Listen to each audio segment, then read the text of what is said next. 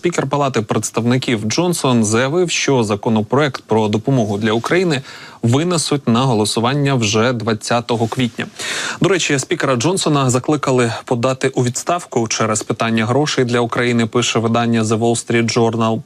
Депутати висловили занепокоєння з приводу його пропозиції ухвалити 4 окремі законопроекти, об'єднати їх і передати до Сенату. Сам Джонсон заявив, що не піде у відставку, а погрози радикальних однопартійців він назвав абсурдними. Також Джонсон додав, що у Палаті представників також буде представлено законопроект про конфіскацію російських активів, санкції проти Росії, Китаю та Ірану, а також заборону Тік-Току. Нагадаю, напередодні спікер Палати Майк Джонсон оприлюднив свій план схвалення іноземної підтримки, що передбачає окремі голосування за допомогу Україні, Ізраїлю, Тайваню та пріоритети національної безпеки.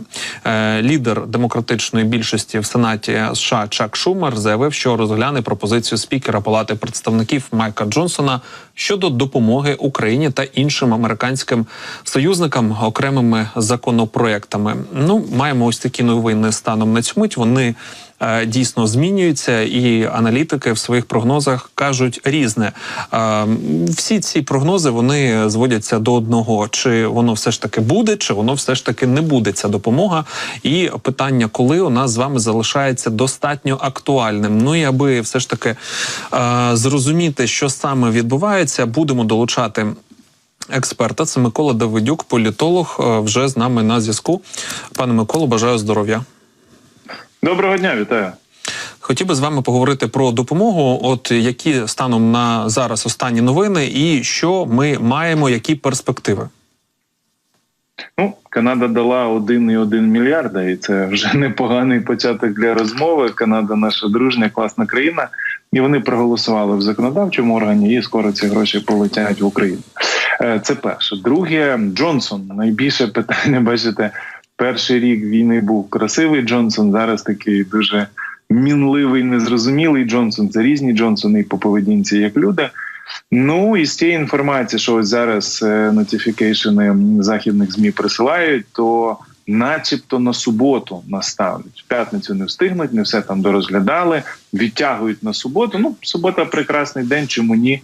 Давайте будемо терплячими вже, якщо ми чекали півроку, то нам що п'ятниця, що субота особливо не міняє ролі. Але я б тут сказав словами Міністерства закордонних справ Естонії, яке зробило дуже правильну заяву, що були б гроші і ППО тут, то ми б уже не мали б ось цих страшних просто прильотів в Чернігові. Ми не мали б, як каже Зеленський, знищеної Трипільської ТЕЦ. В Чернігові 16 людей і 60 поранено. А цифра така, що до вечора їх може вже бути і 100.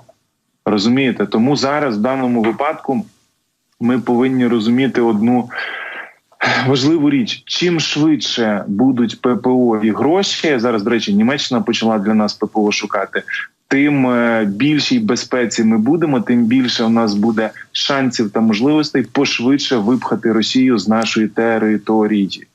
Ось це надзвичайно важливо.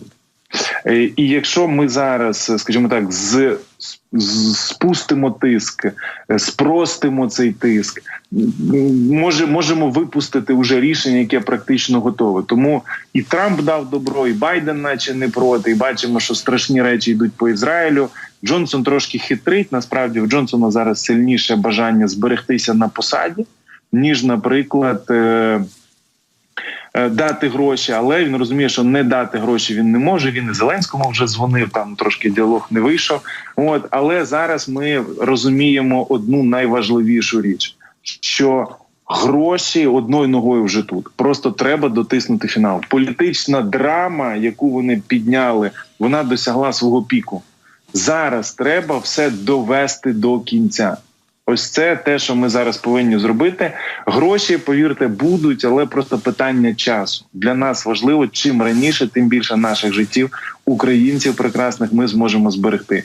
Те, що робить Джонсон, це цинічна, брутальна політика. І трампісти теж. Але наше завдання вже пройти ці 9 кругів пекла. Я скажу так, що ми вже не то, що 9, ми 3 рази в цьому пеклі вверх-вниз піднялись, спустилися. Але в будь-якому випадку ці гроші треба забирати і дякувати Штатам і перетворювати їх в цифру, яка вже скоро досягає 500 тисяч росіян, які просто стали добривом в полях Донбасу і Херсонщини.